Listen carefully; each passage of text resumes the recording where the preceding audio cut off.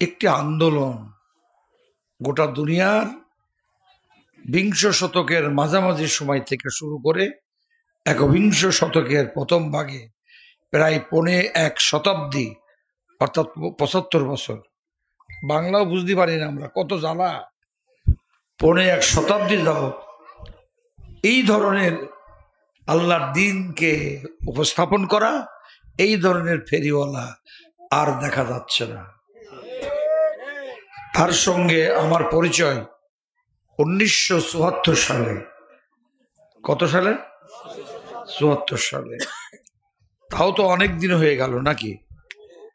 সেদিন আমাদের চাঁদপাড়াতে আমার আব্বা এবং আমির হোসেন খান দুজন মিলে তাকে এনেছিলেন।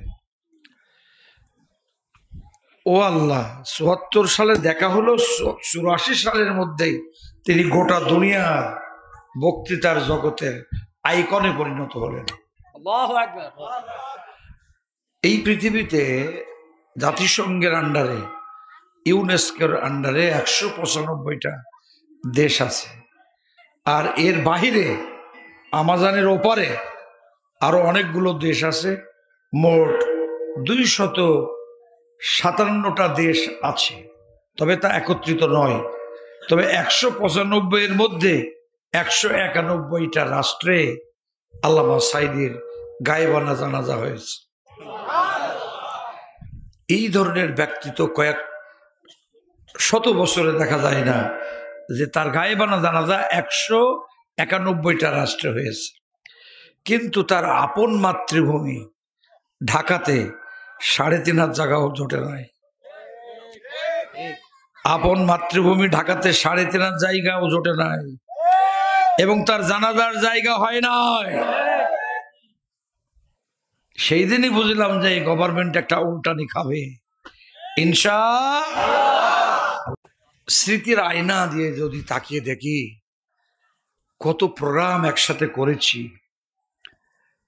ওনার সাথেই তো প্রায় ২৩ বছর কেন্দ্রীয় মজলিসে শুরার সদস্য হিসেবে একসাথে মিটিং করেছি। গোটা দেশের ব্যাপক অংশে ওনার সাথে আমি বক্তব্য রেখেছি, অনেক কাছ থেকে দেখেছি, চিনেছি। এগুলি শতাব্দীর ইতিহাসে এক ক্ষণজন্মা পুরুষ। হাই হাই হাই হাই, আর সাঈদী সাহেব পাওয়া যাবে না। ৭৫টি বইয়ের লেখক। ১৯৯১ সালে এলাঙ্গিতে নিয়ে এলাম। বলছেন যে, ও প্রফেসর সাহেব, কোন গ্রামের ভিতরে নিয়ে যাচ্ছেন?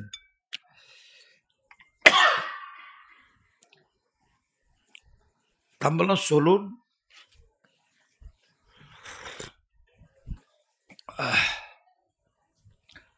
উনি বললেন, প্রফেসর সাহেব, আমাকে একটু রাতে জাগিয়ে দেবেন। ওইটাই ছিল আমার বক্তব্যের প্রারম্ভিক বা সূচনা বা প্রথম। উনি ১৯৯১ এলেন, তো বললেন যে আকাশের অবস্থা ভালো না, বিকালেই প্রোগ্রামটা মাগরিবের আগে সেরে দিই, চলুন তো প্রফেসর সাহেব মাঠে যাই। এসে দেখা গেল মাঠ পরিপূর্ণ হয়েছে, তবে একটি কর্নার খালি আছে। এটা দেখে উনি মঞ্চে বসে থাকলেন। বামের দিকে আমাকে বলছেন যে, প্রফেসর সাহেব ওয়াজ করেন তো। আমি বললাম, ভাইজান আমি তো পারি না। বলে ওয়াজ করেন। আমি বললাম, পারি না তো। বলে ওয়াজ করেন। আমি তো ইংরেজি পড়া পারি না। করেন তো। এক ধাক্কা মেরে আমি বললাম, উপস্থিত সকল পর্যায়ের একান্ত আপনজনেরা, বিশ্ব বরেণ্য ইসলামী চিন্তাবিদ and outstanding personality all over the world, সারা পৃথিবীর এক অদ্বিতীয় ব্যক্তিত্ব, বিশ্ব বরেণ্য মুফাসসিরে কেরাম আমার ভাইজান বলছেন আমি দুটি কথা বলি। আল্লাহ পাকের করুণা, রহমত, বরকত ও করমকে সামনে নিয়ে আমার ভাইজানের দোয়া মোতাবেক আমি কিছু কথা রাখছি। তো আমার আলোচনার বিষয় থ্রো করলাম। তখন তারুণ্য আছে, যৌবন আছে, কণ্ঠ আছে, ও আমার মন যমুনার অঙ্গে অঙ্গে ভাব তরঙ্গে কতই খেলা, কিন্তু এখন তো সেদিনও নেই। হ্যাঁ, এখন এখন কি আছে? আমার কোন কুলে আজ ভিড়িল তরি, আমার এ কোন সোনার গা। হ্যাঁ, বুঝেছেন নাকি? আবার গান গাড়ি তোমাকে রাগ হয়।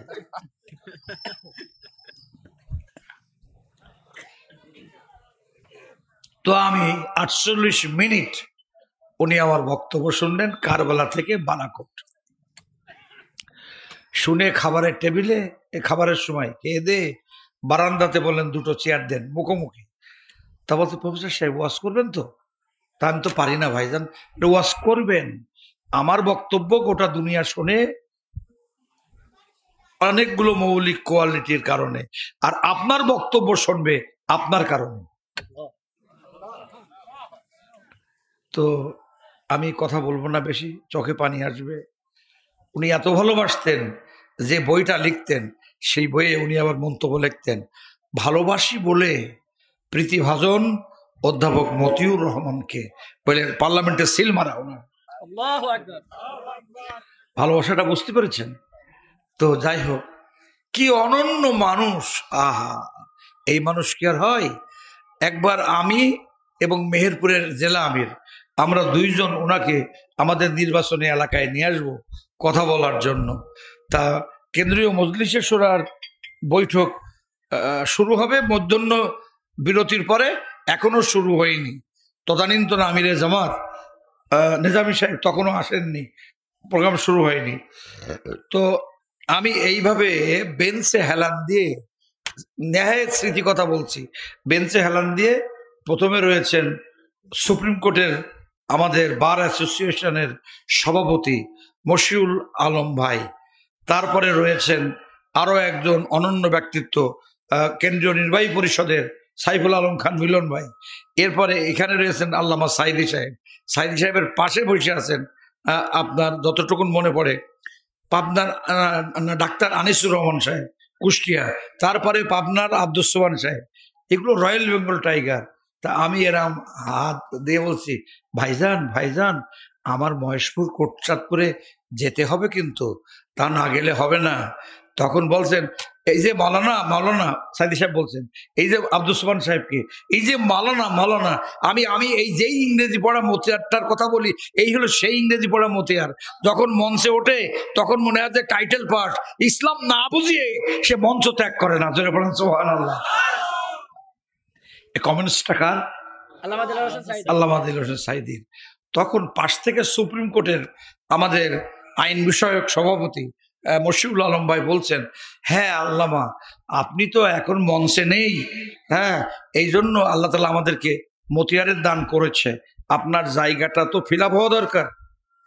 হ্যাঁ, তখন আমি উত্তর দিলাম খুব সুন্দর ভাবে, মশিউল আলম ভাই আপনি এদেশের বড় একজন আইনজীবী, আমাদের সভাপতি, কিন্তু আপনার যে অঙ্ক ঠিক নেই তা তো আমি জানতাম না। কি বললে মতিয়ার তুমি? ওনার ভাই আবার আমার ফ্রেন্ড, উনি আমাদের মেজো ভাই। কি বললে মতিয়ার তুমি? এত বড় কথা, আমার অঙ্ক ঠিক নেই মানে তুমি কি বলতে চাচ্ছ? আমি বলতে চাচ্ছি এই যে অল ওভার দ্য ওয়ার্ল্ড, সারা পৃথিবীর উপরে আল্লামা সাইদি সাহেবের লক্ষ লক্ষ ছাত্র আছে যারা সাইদি সাহেবের স্টাইলে বক্তব্য রাখে, ভাব ভাষা তাল লয় ছন্দ মাত্রা উপস্থাপনা প্রকাশভঙ্গি একদম সাইদি সাহেবকে নকল করে। অনেকে আবার ওইরাম পাগড়ি পরে, ওইরাম টুপি পরে, চোখে সুরমা দেয়, দাড়িগুলোও কায়দায় রাখে, এরাম মালের সংখ্যা লক্ষ লক্ষ। কি কথা ঠিক না বেটে? সাইদি সাহেব গোটা দুনিয়ার একটা বক্তৃতার জগতের আইকন। এখন আমি ভাই মশিউল আলম ভাই আপনাদের ধরাপাত ঠিক নেই, আমি জানতাম না বিজু ভাই, গোটা দুনিয়াতে লক্ষ লক্ষ আল্লামা সাইদির ছাত্র আছে। আপনি কি করে বললেন যে সাইদি সাহেব নেই? সেই জায়গাটা আমি ফিল আপ করবো ইংরেজি পড়া একটা অপরিপক্ক ইসলামী জ্ঞানের অধিকারী না। ভাই আপনার অঙ্ক ঠিক নেই। এই লক্ষ লক্ষ ছাত্রের মধ্যে আমি যদি একটা ছাত্রের জায়গা পূরণ করতে পারি তাহলে আমি নিজেকে ধন্য মনে করব। যেই বলেছি তখন সাইদি সাহেব আনন্দে বলছে, দেখলে তো এর নাম প্রফেসর মতিয়ার, দিলে তো তোমার মায়। সাইদি সাহেবের সাথে তুলনা করছে, তার লক্ষ লক্ষ ছাত্র, তা একটা আদনা ছাত্রের অযোগ্য ছাত্রের জায়গা যদি আমি পূরণ করতে পারি, আমি মতিউর রহমান আমাকে ধন্য মনে করবো। যারা পড়েন সুবহানাল্লাহ। তাহলে সাইদি সাহেবকে জিনিস বুঝেছেন তো? এবার আমি জিজ্ঞাসা করছি, ভাইজান ডাক্তার জাকির নায়েক সম্পর্কে আপনার মন্তব্য কি? কাকে জিজ্ঞাসা করছি? সাইদি সাহেবকে। ডাক্তার জাকির নায়েক সম্পর্কে আপনার মন্তব্যটা কি? উনি তো বাকসৈনিক নাকি? পৃথিবীতে এত সুন্দর বক্তব্যের উপস্থাপনা, একটা শব্দের সঙ্গে আরেকটি শব্দ আদৌ জড়িত হয় না, সংযুক্ত হয় না, সম্পৃক্ত হয় না, কাটা কাটা কাটা কাটা কথা। আর যে সুর, মনে হয় যে সিন্ধুর ভৈরবীর সুরলহরীতে আজকে মনে হয় উত্তাল পাতাল সিন্ধু, এমন সুর, সে সিন্ধুর সুরলহরীতে বাংলাদেশ তো কখনো প্রশান্ত মহাসাগরের মতো, আবার কখনো আটলান্টিকের মতো। কি কথা ঠিক না বেঠে? হাই হাই হাই হাই, আল্লামা সাইদি আমাদের মাঝে নেই। আমি বলছি আপনি বলেন না ডাক্তার জাকির নায়েক সম্পর্কে আপনার মন্তব্য কি? বলে প্রফেসর সাহেব আপনার মন্তব্যটা আগে বলেন, তারপরে আমি। তা হয় আমি না, আপনি আগে বলেন তো দেখি।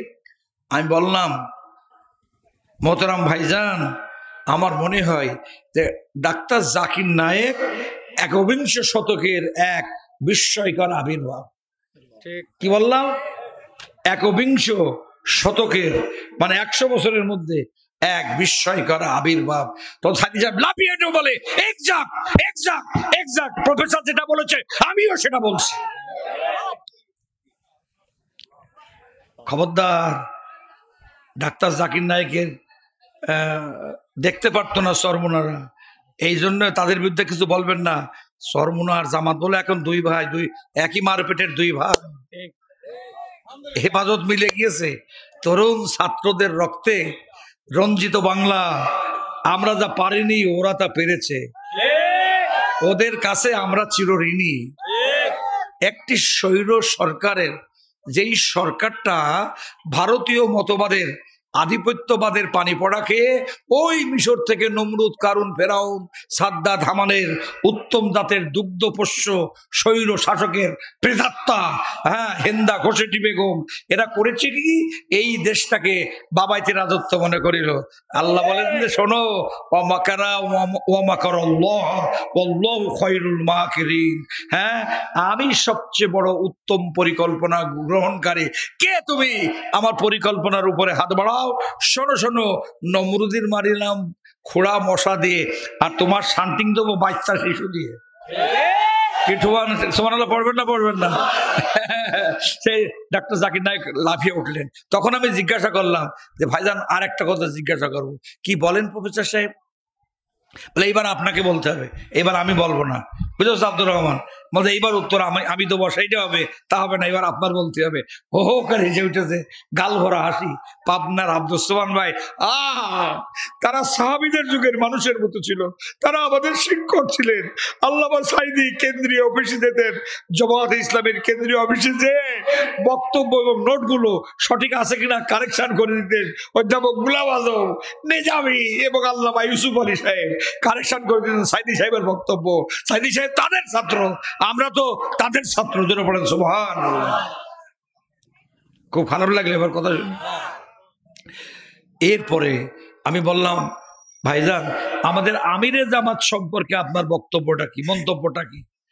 তখন বললেন, এবার আর বললেন না, আমি আগেই মেরে নিয়েছি বুড়ো, এবার আপনার বলতে হবে। বলে আমাদের আমির ইমান, আমল, তাকওয়া, এহসানি জিন্দেগির এক বিস্ময়কর সাহাবীদের যুগে সাহাবাদের মতো। নিজামী সাহেব যখন কাঠগড়ায় যাবে, বললেন যে তোমাদের কি 2 রাকাত নামাজ পড়ার সময় হবে? তবে হ্যাঁ পড়ুন। 8 মিনিট সময় নিয়েছে। হে আল্লাহ, তুমি এই পুলিশ বাহিনীকে জালেম সরকারের হাত থেকে মুক্ত করো।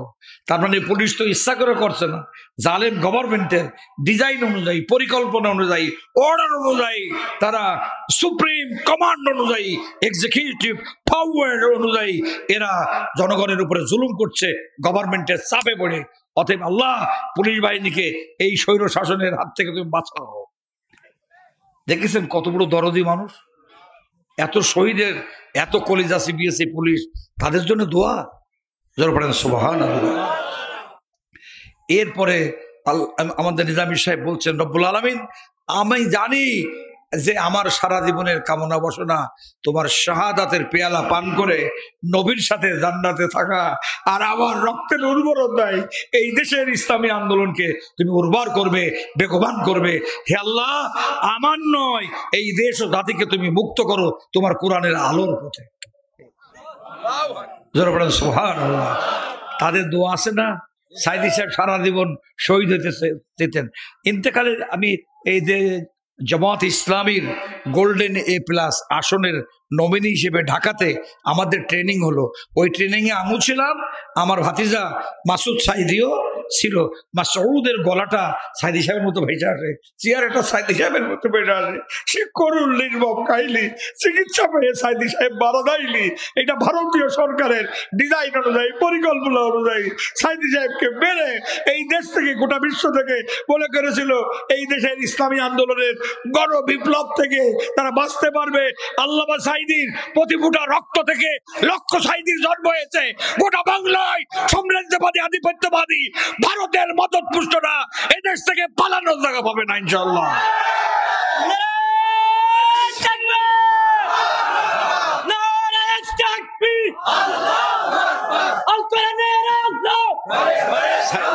সাইদি সাহেব বলেছিলেন, পালানোর জন্য ইঁদুরের গর্ত পাবে না, তাই না? সাইদি সাহেব খুব মারাত্মক ওয়াজ করতেন যে আমরা মৌলবাদী, আমরা যদি গোড়াবাদী, মৌল মানে গোড়া, আমরা যদি গোড়া মৌলবাদী হই তা তোমরা বাস করো আগাই, বামপন্থী, রামপন্থী, অন্যান্য পন্থীরা, হ্যাঁ, মানুষের তৈরি করা বস্তা পচা মতবাদের পতাকাবাহী ও ধ্বজাধারীরা, তোমরা বাস করো গাছের আগায়। তাহলে আমরা যখন গোড়ায় আছি, তা গোড়ায় যখন ঝাঁকি মারবো, আগাবাদীরা পড়ে দিল্লি চলে যাবে। আগাবাদীরা কোথায় যাবে? দিল্লিতে চলে যাবে। হে আরশে আজিমের মালিক, আমার দেখা চোখে আল্লামা সাইদি। এখন প্রোগ্রাম নিতে হবে। গেলাম দুপুরবেলা ওনার পরিবাগের বাসায়, যে দেখি মানে মজলিসের বৈঠক শেষ হয়েছে, এবেলাটা মাঝখানে একটু বিরতি, আবার শুরু হবে। এখন উনি এই ফাঁকে বাড়ি গিয়েছেন রেডি হতে, আর বলছে প্রফেসর সাহেব মেহেরপুর আমির সাহেবকে নিয়ে আসেন। তা আমরা গেলাম মেহেরপুর আমির সাহেবকে নিয়ে। ওনার বাড়িতে গিয়ে দেখি যে খবর দিলাম কিন্তু কোনো সারা শব্দ নেই। ওমা তাকে দেখি দেয়ালে টেলিকমটা টেনেই টানতে দেখে যে সাইদি সাহেবের ওইটুক সময়ের মধ্যে সুমধুর কণ্ঠস্বর, কোরআনের তেলাওয়াত। একটু সময় পেয়েছে, কোরআনের তেলাওয়াত, খাবে, গোসল করবে, আবার কেন্দ্রীয় সরার বৈঠকে আসবেন।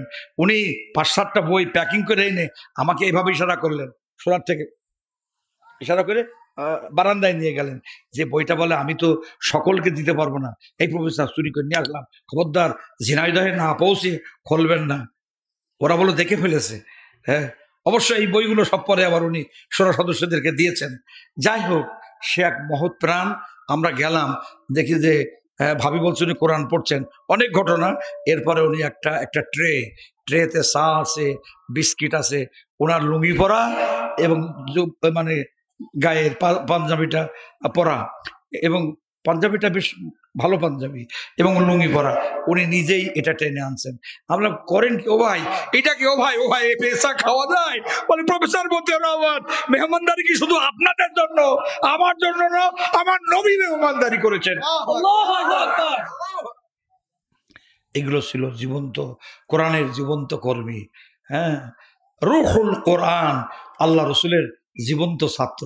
হে আরশে আজিমের মালিক, আমাদের সকলকে তোমার নবী এবং তাদের অনুসারী যে সমস্ত লোকেরা আছে, হ্যাঁ, ওয়ায়াকতুলুনান নাবিয়্যিনা বিগাইরি হক ওয়ায়াকতুলুনাল্লাযীনা ইয়া'মুরুনা বিল কিসত মিনান নাস, এই আয়াতের অনুসারী হয় আমাদেরকেও আমার নবীর পথ ধরে আল্লামা সাইদি, নিজামী, তারপরে মুজাহিদ সাহেব, কাদের মোল্লা, কামরুজ্জামান, মীর কাসিম আলী মিন্টু, বর্তমান আমিরে জামাতের, তোমার রহমতের দরজা দিয়ে এদেশ পেয়েছে স্বাধীনতা।